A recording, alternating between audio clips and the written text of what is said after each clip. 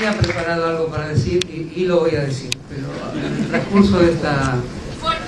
el transcurso de estas exposiciones, aunque había preparado algo para decir y lo voy a decir, voy a recordar una misa a la que asistí hace unos 10 años, acá enfrente del Hospital Rivadavia, en la capilla del Hospital Rivadavia, porque se trataba de recordar dentro del modo de la misa a una compañera desaparecida, Irma Carrica, que era enfermera del Hospital Rivadavia, y el motivo de la concurrencia de muchos eran los vínculos que habíamos tenido con ella y con su hijo, dirigente actual sindical de una de las líneas de ATE.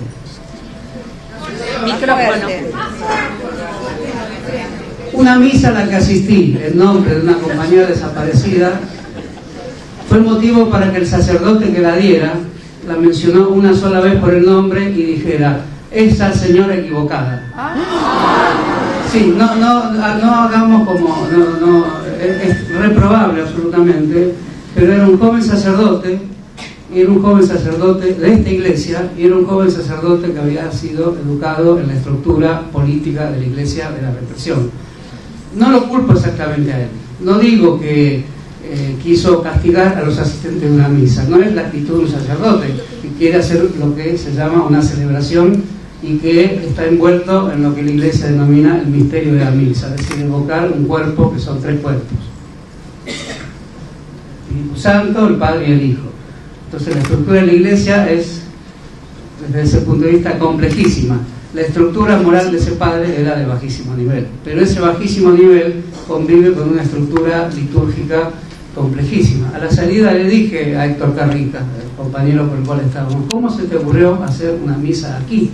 Es una misa que finalmente contenía internamente los principios por los cuales esta compañera fue desaparecida.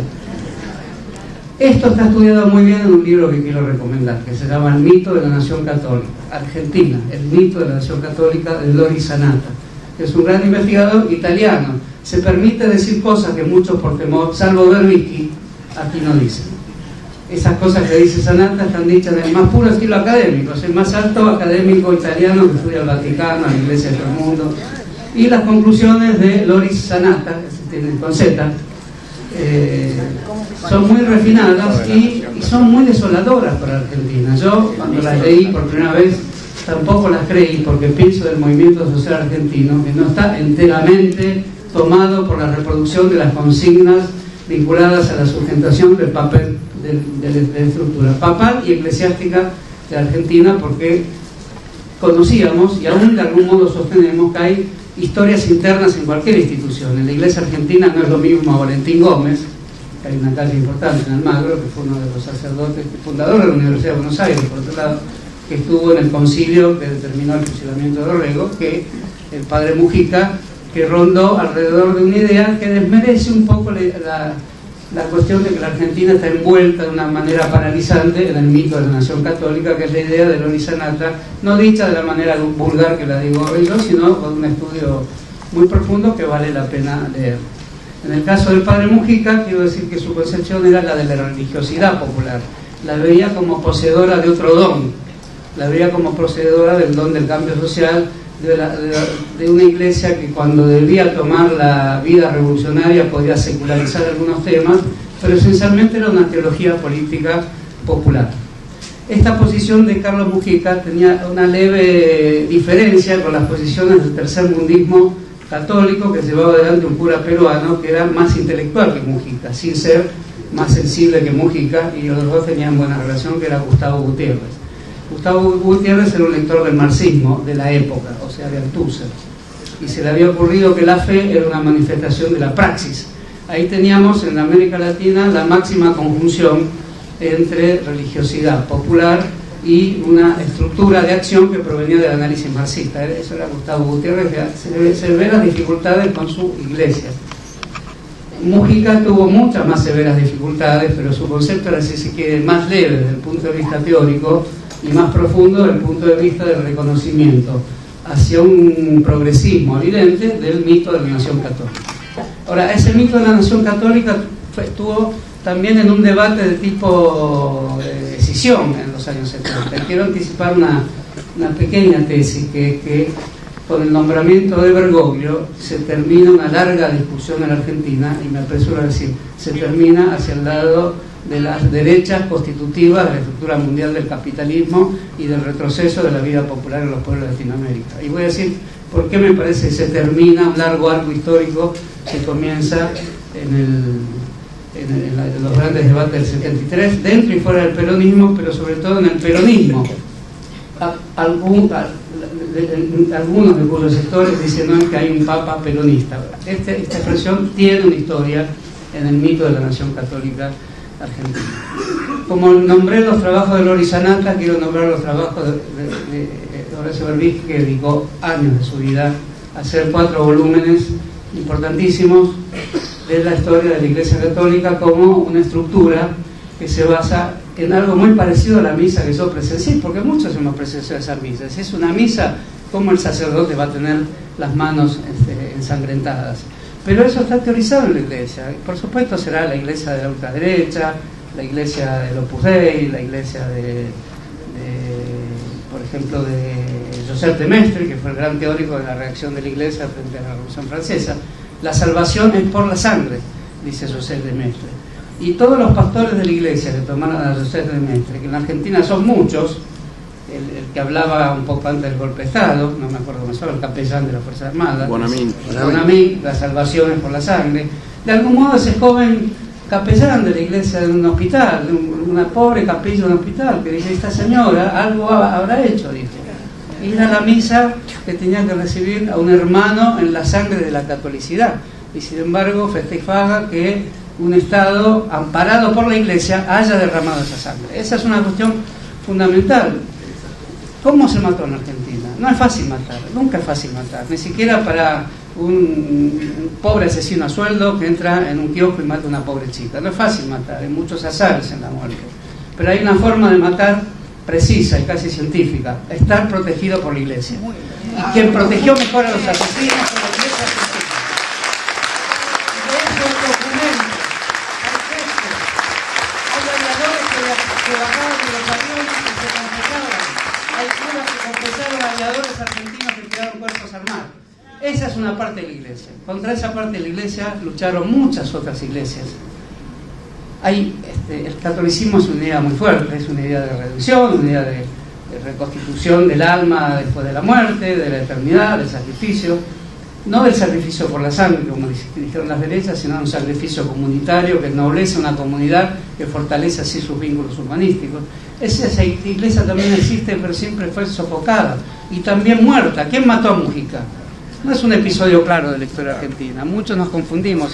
Que respecto a la muerte de Mujica, muchos pudimos tener alguna confusión el primer día. Después estaba claro que la muerte de Mujica es la muerte del sacerdote anunciada desde el interior del Estado argentino, que recibe en sí mismo el mito de la nación católica en su expresión más aciaga y más brutal. Se puede matar en nombre de la Iglesia. La Iglesia puede matar porque al mismo tiempo se concibe en una historia de muerte, en una historia de persecución, en una historia de catacumbas. Es una complejísima historia donde el asesinado vuelve por sus fueros y no vacila en volver bajo la capa, la aureola y el carisma del asesino. Eso me parece que es momento de decirlo, porque quiero fundamentar por qué se cierra el ciclo de la historia política argentina en este debate, además con un obispo y un papa hoy jesuita. Los jesuitas fueron una orden siempre muy contradictoria, una iglesia dentro de la iglesia, un Estado dentro del Estado. Por eso los Borbones, Juan Manuel de Rosa incluso los echó, por distintos motivos en cada caso, pero los jesuitas, que fueron perseguidos por ciertos papas, a este papa se le quería poner Clemente XVI, en virtud que Clemente XV, en el siglo XVI, había perseguido a la orden. Esa es una orden militar, es la orden de San Ignacio de Loyola. Es una orden que tiene la idea de la fusión de la cruz y de la espada, más que otra que también la tiene. Por ejemplo, el Banco de Galicia, no es fácil conjeturar quiénes son los dueños, la cruz y la espada. Es absolutamente claro. Yo no sé nada de historia bancaria argentina, pero sé de historia de símbolos. Todos los clientes del Banco de Galicia, de los que me incluyo, tienen que pensar exactamente en esa cruz y esa espada, un poco estilizadas, que son la presencia de la estructura del mito de la catolicidad en nuestros países, que tienen muchas variantes, ha tenido muchas discusiones internas y tenemos que festejar aquí la valentía de los curas que se animaron a discutir. Los jesuitas hicieron cosas importantes de la Iglesia, al punto que fueron la compañía de la frontera. De ahí cierta militarización. ¿Quiénes fundaron las misiones jesuíticas? Los primeros diccionarios del guaraní, al castellano. Y en los años 60 los marxistas. No eran marxistas, pero los que estudiaban el marxismo bien, como me acuerdo un tal Jean Calvé, que escribió una biografía de Marx excelente, que en el marxismo en ese momento no había una antigua, pero este hombre no era marxista y el jesuitismo lo destinó. Había dos, la Medina y Cornell. Bueno, lo destinó a las fronteras, como destinarlo al Paraguay, destinarlo al Brasil, destinarlo a producir esa experiencia humana tan importante, a mi juicio tan equivocada, que era incluso el control de la sexualidad indígena en las misiones jesuíticas. Eso es lo que critica Sarmiento en sus libros, que me parecen también equivocados. Pero el jesuitismo siempre tuvo mala fama en los estados. El mismo Sarmiento, cuando necesita atacar a Alberdi de una manera drástica y demoledora, le dice una frase a San Ignacio de Loyola. Para usted le digo esta frase, dice: pedinde ad cadáver, es decir, fijo y disciplinado como un cadáver. Vieron que la cara de Alberdi, un hombre amargado, parece un jesuita. Para Sarmiento, decir jesuita era decirle a Alberdi, al pobre Alberdi, que no, creo que no tiene nada de jesuita, es uno de los más importantes pensadores del país, le dijo: pedinde ad cadáver, disciplinado como un cadáver. Tenía un jefe y Alberdi lo consideraba su jefe, que era Urquiza, al que Sarmiento abominaba. Esa era la razón, la discusión, cuyo motivo es muy actual, es qué se hace con la prensa en medio de la guerra. Esa es la discusión de Sarmiento y Alberdi. Uno le dice al otro jesuita, o sea, hacerse jesuita es alguien que milita, la milites, que viene de militancia militar, y que tiene actitudes dentro de la Iglesia que pueden ser reprobadas por los curas de barrio, por los franciscanos. Es un poco raro que un jesuita se haga de Francisco, o sea, los curas más pacifistas que le hablan a los pájaros. Hay una famosa composición de Lis, creo, Francisco hablándole a los pájaros. Estos no le hablan a los pájaros, estos están en la frontera del mundo, como los militares de las películas de Hollywood luchan en la frontera, como Jack Nicholson, en una película que le dice a los liberales senadores demócratas que le hacen un juicio en la Cámara: ¿y ustedes qué creen? ¿Que pueden hablar tranquilamente acá si yo no estoy en la frontera haciendo efectivamente lo que les permite a ustedes lucirse hablando? La tarea sucia la hacía el jesuita de Jack Nicholson, de modo que es una compañía de alto nivel intelectual, es un tipo de decisión militarizada y un proyecto de poder que se parece mucho a un grupo de hierro, un grupo llamado Guardia de Hierro en Argentina, que también tiene una estructura jesuítica que lleva a un nivel de elaboración muy, muy refinado, que es disolverse y dispersarse para seguir manteniendo una especie de fuerza espectral sobre todos aquellos miembros que lo fueron, y que de algún modo conserva el valor asociativo del lenguaje, que es efectivamente lo que hacen los jesuitas. Basta escuchar los sermones de Bergoglio, son todos muy buenos. Es muy difícil decir, pero este tipo son sermones que tienen varios planos, no todos los discursos, pero este tiene conociendo las escrituras que ya los curas comunes no tienen excesivamente. Los seminarios decaen intelectualmente, el de Devoto, por ejemplo, tal como decae la universidad. Esa es mi opinión. Tal como decaen los estudios humanísticos en la universidad, decaen los estudios humanísticos cristianos que se hacen en los seminarios. Este es un preciso conocedor de la alegoría de las escrituras. Cada vez que dice algo, que lo decía, apuntaba al corazón del gobierno, era un balinazo del corazón del gobierno, era: hay pobres y ustedes lo están provocando. Y él hablaba en nombre de los pobres con expresiones que tenían algo de tango, algo de San Lorenzo Almagro. O sea, yo no lo puedo interpretar sino como demagogia, ¿no? Se podría decir Pancho primero. Bueno, después yo creo que lo que estoy diciendo es duro y muy duro. Y la verdad, estoy escandalizado y lo puedo explicar mejor, por los carteles que salen en Buenos Aires y por las personas que inventaron un peronista como papal o un papa peronista. Me parece un retroceso político trascendente, inútil, criticable y riesgosísimo en el mito de la nación católica. Lleva el mito de la nación católica a la estupidez electoralista y a la incapacidad de reflexionar la profundidad de este tema.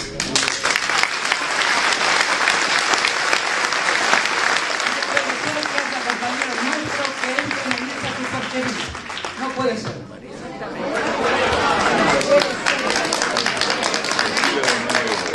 No puede ser que compañeros nuestros entren en esa superchería. No puede ser de ninguna manera. Y hay que criticarlos.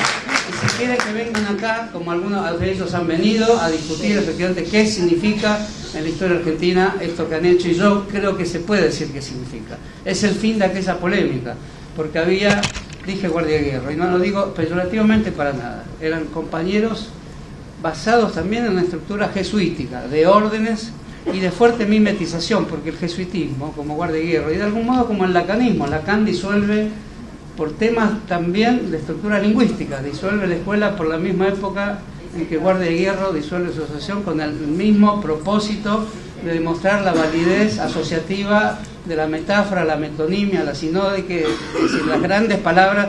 Por eso también no puedo juzgar esto de una manera tremendista. Son cosas que ocurren, de las más complejas, que no salen en los diarios además, y que tampoco se estudian bien en la universidad.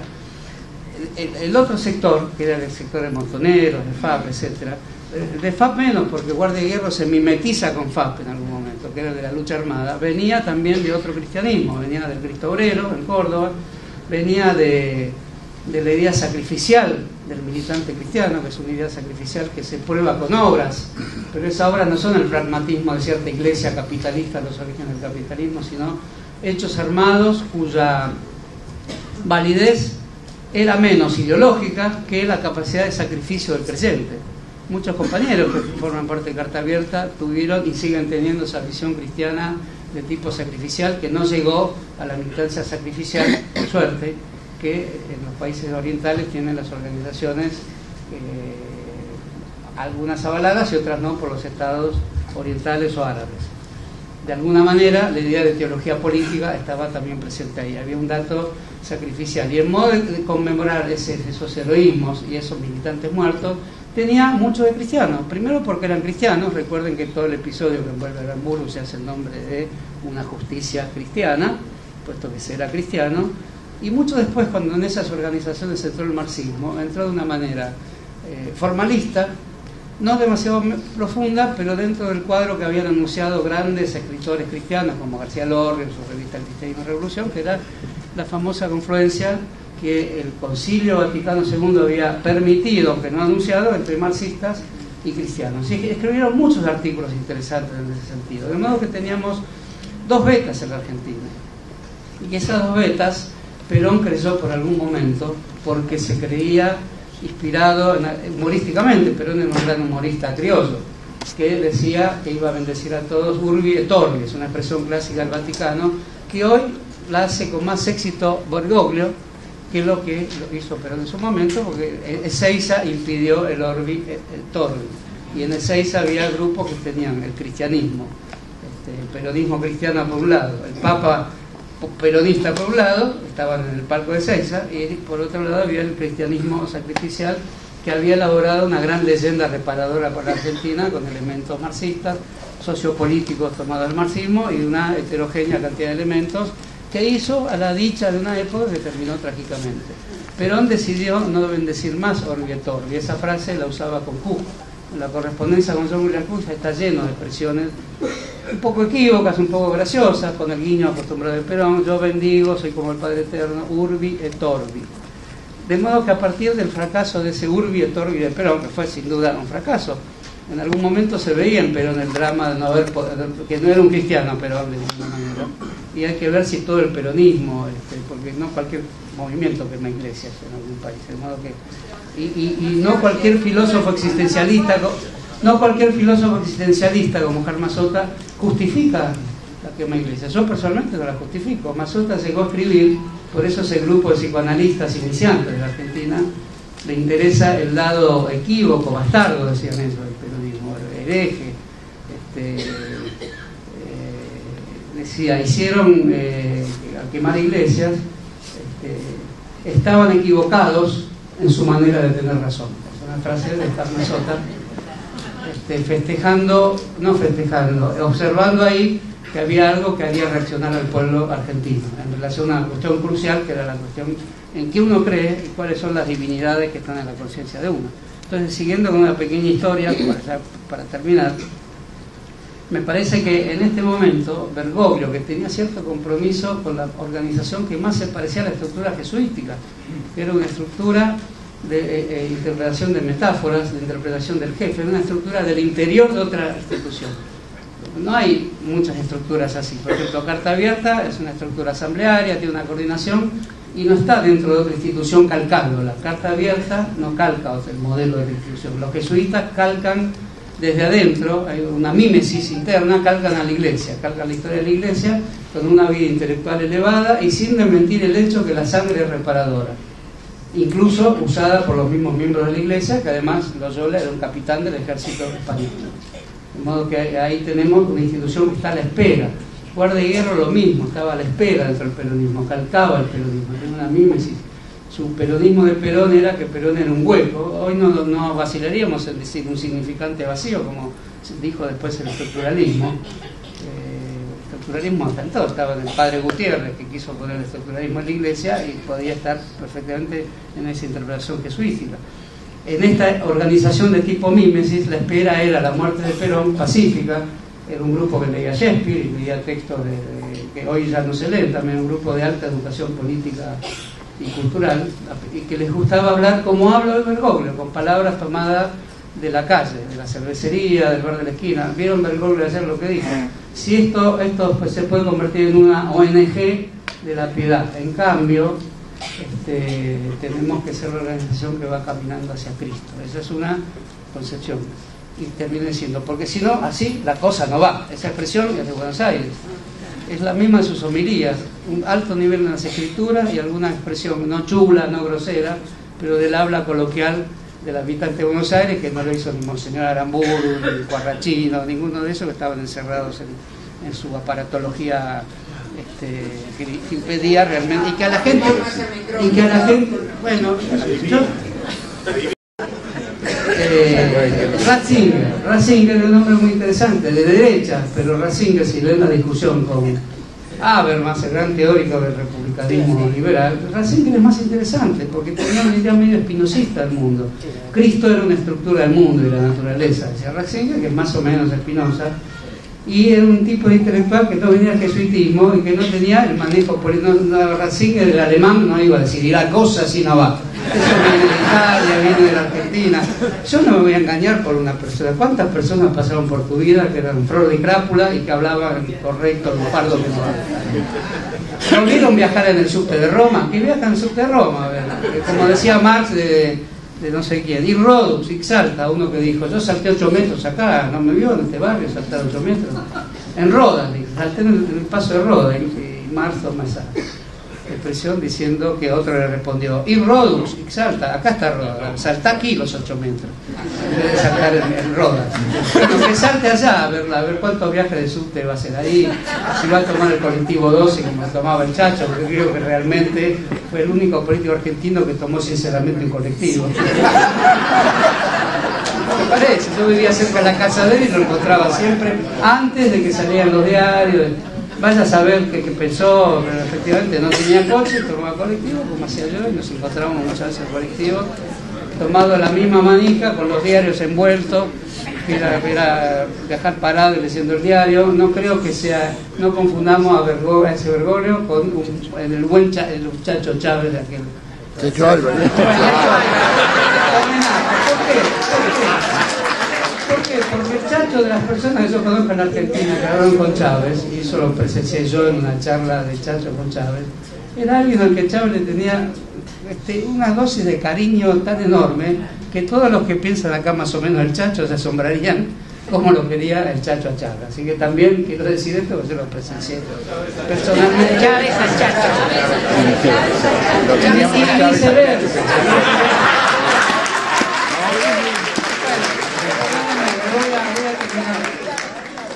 Yo creo que la disputa es por el control de las masas populares, la definición sobre las masas populares, a dónde van a ir las masas populares, sobre todo de Argentina y Venezuela.